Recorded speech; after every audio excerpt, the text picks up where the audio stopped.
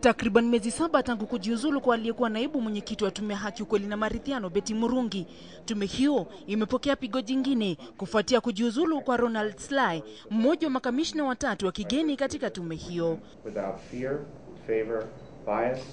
Amearifu kuwa kujiuzulu kwake kumejiri kutokana na kutowajibika kwa maafisa serikalini, changamoto za kifedha pamoja na mgogoro unaozingira mwenyekiti wa tume hiyo Bethwel Kiplagat. I can't get involved in the internal disputes of the commissioners, save only to say work together. Or if one of you wants to resign all of you so that Kenya can establish a new commission. Kamishna huyo ni mmoja wa makamishna wa tume hiyo walioandika barua kwa Jaji Mkuu Ivan Gisheru miezi 6 iliyopita wakimrai kubuni tume maalum ya kumchunguza Kiplagat, jambo ambalo bado halijatekelezwa.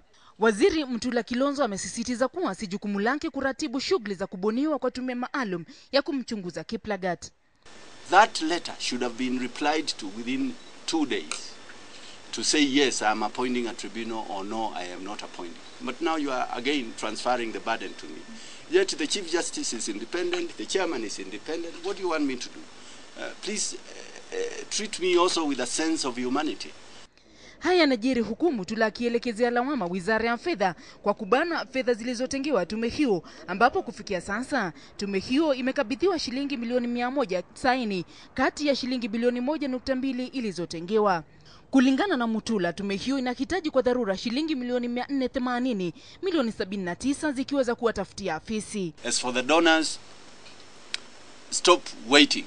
If you have any funding, if you have any skills, if you have any other logistical support that you can give this institution, give it. Stop looking at the current individuals serving it.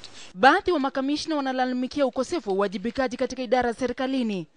We do not have internal wrangles among ourselves.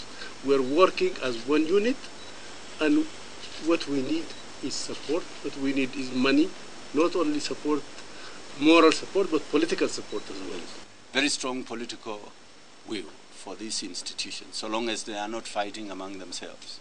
Aidha, inaelekea kwamba huenda tume hiyo ikavunjiliwa mbali wapo mgogoro uliopo utazidi kukithiri. Zubeida Kome, KTN leo.